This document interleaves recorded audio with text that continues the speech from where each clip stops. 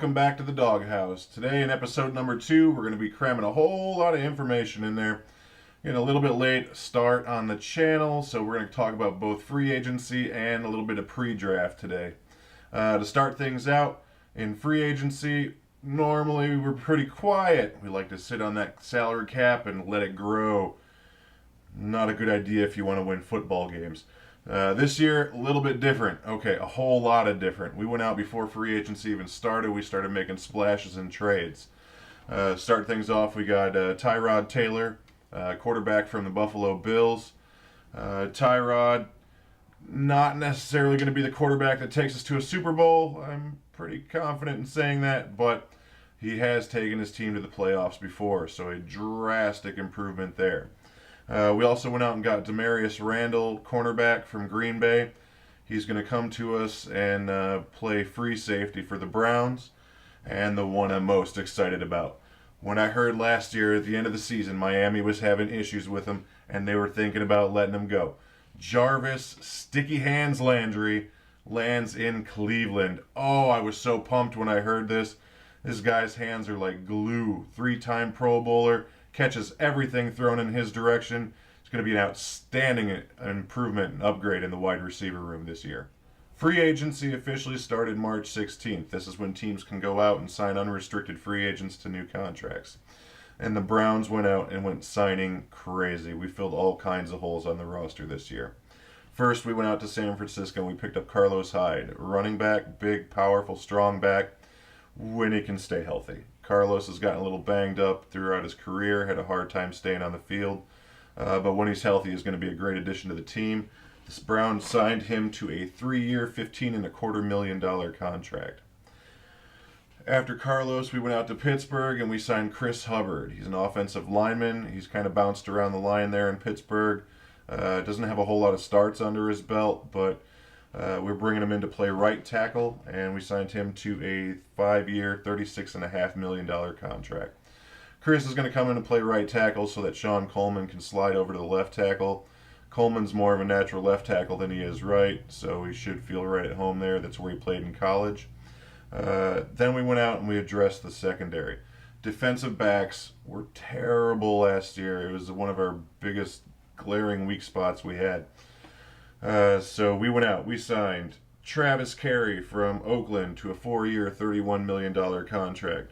E.J. Gaines from Buffalo gave him a 1-year kind of prove-it deal, $4 million. Terrence Mitchell, 3-year, $10 million contract, as well as Corey White, all cornerbacks. Our corners could not keep up with anybody last year. We had receivers standing in the end zone waiting for the quarterback to throw them the ball with nobody in sight for at least 10 yards. Corner had to be addressed, and they went out and addressed it in a big way. There's going to be a lot of competition at this spot this year. Should be interesting to see who comes out on top.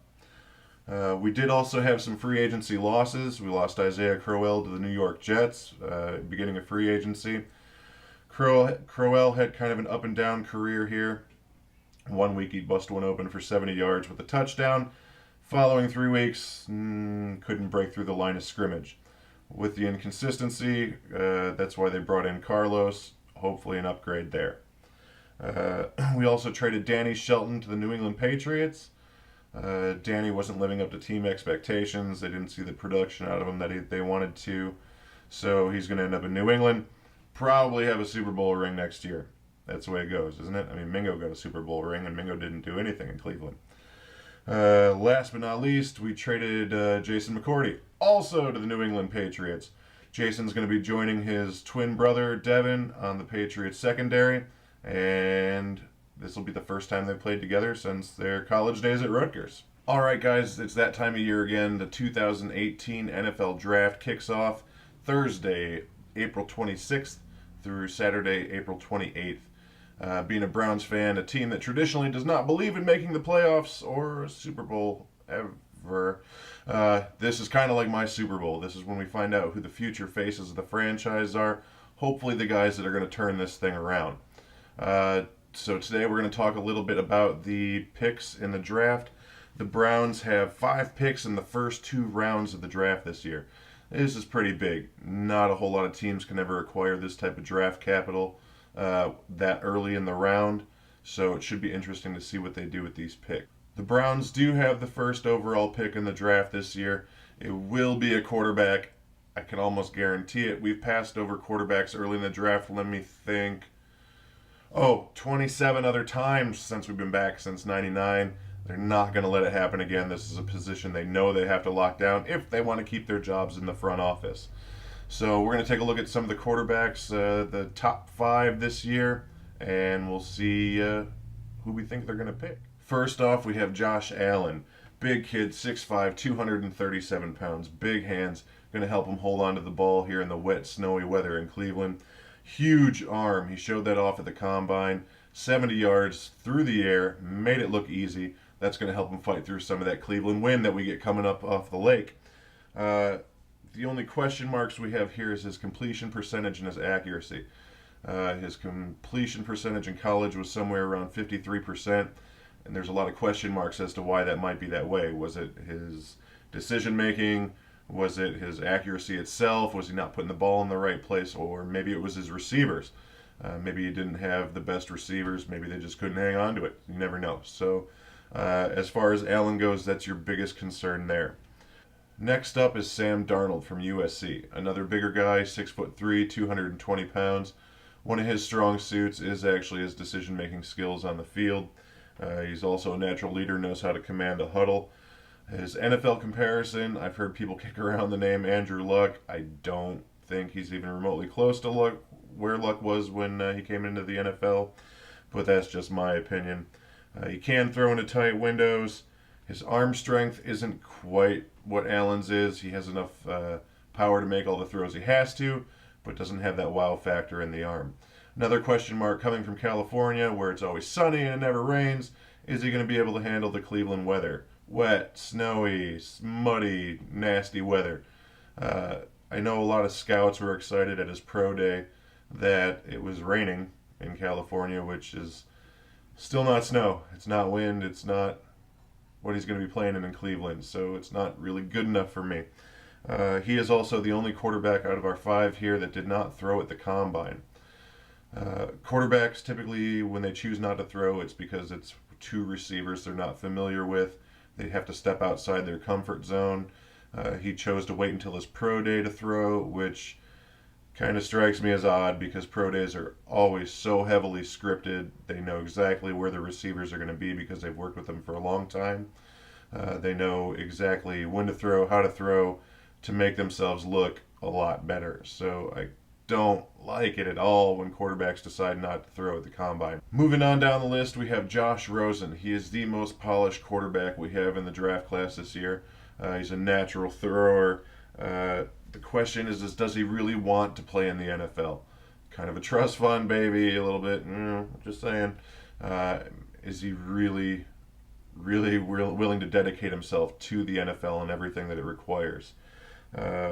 He also has some health concerns, had some knee issues, some concussion issues. It'll be interesting to see how that plays out as well. And we have Baker Mayfield from Oklahoma, 6'1", 215 pounds. He is a natural motivator. We can give him that. He is very good at motivating his teammates on and off the field. His arm strength seems kind of subpar to me, kind of along the same lines as a Darnold. He can make the throws, but he doesn't have that wow factor. And the big one, Izzy Manziel 2.0. He keeps saying he's tired of being labeled as Manziel 2.0. And then the following day he comes out and does something very Manziel-esque and says something stupid and makes himself look like Manziel all over again. I'm really hoping the Browns don't go this route. We've been down this road before. Let's hope they don't do it again. And last but not least, we have Lamar Jackson, 6'3", 200 pounds. He's a mobile quarterback, but he's kind of on the skinny side. He's got the height, doesn't have the girth that you hope the quarterback has. Could take a beating in the NFL. And again, that leads to more health concerns along the way. On April 26th, if you're asking me my opinion, I think we're going to hear Josh Allen's name called first overall. It wouldn't necessarily astonish me if we hear Sam Darnold's name called there instead. But of the 5, I think those are the 2 we're going to expect to hear on Thursday night. All right, let's fast forward to the 4th overall pick. This is where Cleveland picks next. And this is where things get a little bit interesting because some of these guys may not even be there by the time we get there. First off, we have Saquon Barkley, running back from Penn State. By far best player in the draft. He's a good kid, no off the field issues. Reportedly, his agents told him earlier in the week that he should beg for Cleveland not to take him because they don't want him to come to Cleveland because Cleveland's Cleveland. Barkley then reportedly later came out and said that he wants to be the LeBron James of the Cleveland Browns and help turn this team around. If somebody is saying they want to come to the Browns, you know he's serious. Let's go get this kid. I like him. I just hope he's there at 4. Next up, we have Minkah Fitzpatrick, safety from Alabama. This kid is a Swiss Army knife. He can play free safety, strong safety. He can even play corner in certain situations. Natural athlete. He does need to work on his awareness, though. Sometimes he can find himself lost in plays and have to play catch up later on as a play develops. Bradley Chubb, defensive end, North Carolina State. Big, powerful guy. He can beat guys off the line. He can set the edge. He can get around the edge, get to the quarterback. Could be even better than Myles Garrett. Time will tell. And do we need another defensive end with Garrett? We do have Emmanuel Ogbah over on the other side of the line now, and we have Carl Nassib backing him up. Ogbah was having a pretty solid season last year until he got hurt. The question is do we need to invest a pick this high in another defensive end when we have that kind of talent still over on the other side? Last but not least, Denzel Ward, cornerback from The Ohio State University. Kid's a natural athlete, performed really well at the combine. Has great footwork, but he is a little bit lean in the frame. Can get pushed around by big receivers when blocking in the run game.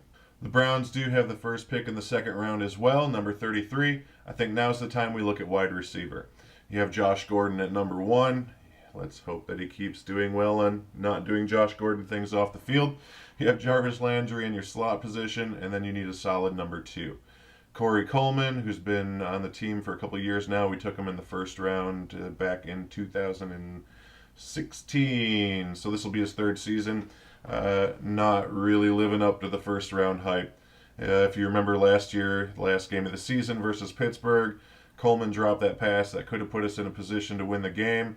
Instead, he drops it and then assumes the fetal position on the sideline. 2 picks later at number 35, I think we need to look at a nose tackle to replace Danny Shelton. We do have Jamie Meter, Larry Ogunjobi, and Caleb Brantley with a couple others on the line there. Another solid nose tackle here for the defense would really shore up the line. Let's fast forward to pick number 64 in the bottom end of the second round. If the Browns don't go Minkah Fitzpatrick or Denzel Ward in the first round, I think now is a good time to pull the trigger on another corner. It's a pretty deep corner class. There's a lot of talent there, so there should be somebody pretty good available here at 64. Like I said, the guys, the draft is this Thursday, April the 26th through Saturday the 28th. Round 1 will be Thursday, rounds 2 and 3 will be Friday, and rounds 4 through 7 will be Saturday.